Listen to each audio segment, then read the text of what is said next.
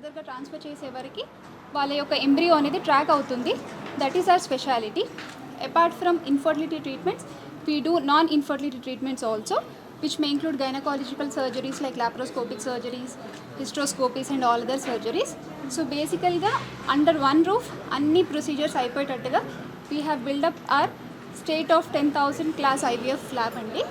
Thank you so much. అది కాదండి, Advanced treatment is that we do ICSI, we do PGTA, we do laser assisted hatching, and we have, like I just said, we have something called RA witness system, which is one of its kind. Very few centers in Hyderabad has got this RA witnessing system.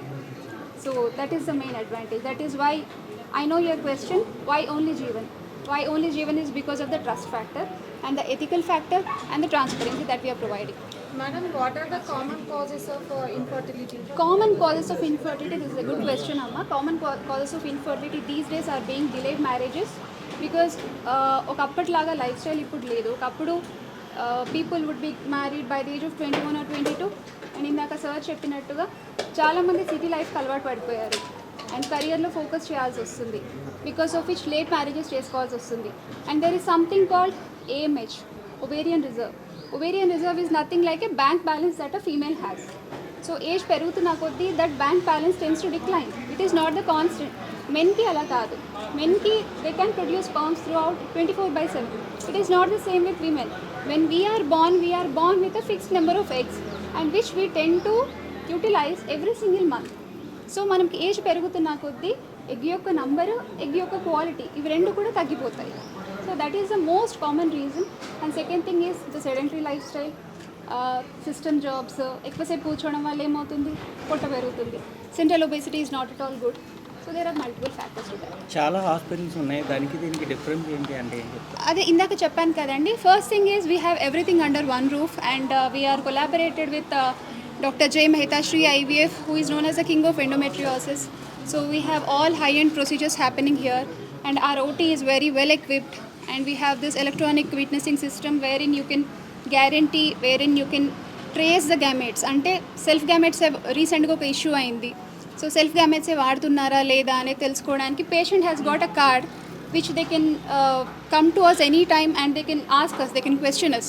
Ante ma gametes vaadara leda anedi vallu mammani question cheyochu. So that is the speciality. What is the success rate of Jeevan fertility care ante em cheptaru? I don't want to give you high numbers, but yeah, frankly speaking, that is somewhere around 55 to 65%. But then again, it depends on multiple factors, which includes the female partner's age, the male partner's age, the lifestyle, and other comorbidities like diabetes, hypertension, any other family history. But on an average, the success rate is somewhere around 55 to 65%. ప్రధాన కారణం ఏమై ఉండొచ్చు madam? అంటే ఇప్పుడు fertility సెంటర్కి అంటే ఎక్కువగా రావాలి అని అంటే ప్రధాన కారణం మెయిన్ ప్రాబ్లం ఏమవుతుందంటే అండి, it is a social stigma. అంటే ఇన్ఫర్టిలిటీ అని చెప్పంగానే ఏదో జబ్బు వచ్చేసింది అన్నట్టుగా భయపడతారు. భయపడి చాలామంది, I come from a rural area అండి. So I have practised in a rural area where in you know people are like, మీకు అమ్మ మీరు హాస్పిటల్కి ఒకసారి చూపించుకోండి అంటే అమ్మాయిలు వస్తున్నారు కానీ అబ్బాయిలు రావట్లేదు. So men still have that stigma. Though అమ్మాయిలు ముందుకు వస్తున్నారు కానీ అబ్బాయిలు మాత్రం నాకేం ప్రాబ్లం లేదు, ఒక చిన్న సీమెంట్ టెస్ట్ అని చెప్తామండి. సీమెంట్ టెస్ట్ కూడా చేసుకోవడానికి మాకేం ప్రాబ్లం లేదు, మేము ఎందుకు చేసుకోవాలి అంటారు. ప్రధాన కారణమే స్టిగ్మా. వన్స్ ఇప్పుడు ఈ ట్రీట్మెంట్ తీసుకున్నా కూడా కొంతమందికి పిల్లలు అవ్వట్లేదు, దానికి కారణం? సో ట్రీట్మెంట్ తీసుకున్నా కూడా పిల్లలు అవ్వట్లేదు అంటే దానికి మనము వెతకాల్సింది ఏంటి అంటే what is the root cause. Cause తెలియకుండా మనం ట్రీట్మెంట్ చేయలేము. What is the root cause has to be identified. That is why we have to take a detailed history of the patient. Detailed wife history కానివ్వండి, husband history కానివ్వండి, family history కానివ్వండి. ఇవాళ రేపు ఒకప్పుడు మేనరికం పెళ్ళిళ్ళు చాలా కామన్గా అయ్యేవి. అప్పుడు పిల్లలకి పెద్దగా డిఫెక్ట్స్ ఉండేవి కాదు. బట్ దీస్ డేస్ మేనరికము ఓన్లీ వైఫ్ అండ్ హస్బెండ్ మధ్యలో ఉన్న మేనరికమే కాదు, parental consanguinity is also something that is mattering. So అది మనం థరో హిస్టరీ కనుక తీసుకుంటే we can evaluate with the advanced kind of investigations that we have. ఈ ట్రీట్మెంట్ వల్ల ఏమైనా రిస్క్ ఉండొచ్చు? రిస్క్ ఏమీ ఉండదండి. It is basically like you are giving injectables to the patient from day 2 నుంచి డే 10 వరకు అలా కొన్ని ఇంజెక్షన్స్ ఇస్తాము. యూజువల్గా ప్రతి నెల ఏంటి అంటే ఒక ఎగ్ కానీ 2 ఎగ్స్ కానీ విడుదల అవుతాయండి న్యాచురల్గా. అదే కొంచెం ఇన్ఫర్టిలిటీ ఇబ్బంది ఉంది అనుకోండి, లైక్ పీసీఓ ప్రాబ్లమో ఇంకేదో ప్రాబ్లం ఉంది అనుకోండి, అప్పుడు మనం ఏం చేస్తాము అంటే we aim at number of follicles అనమాట. అంటే 2 ఎగ్స్ వచ్చే దగ్గర 10 ఎగ్స్కి ఏం చేస్తాం.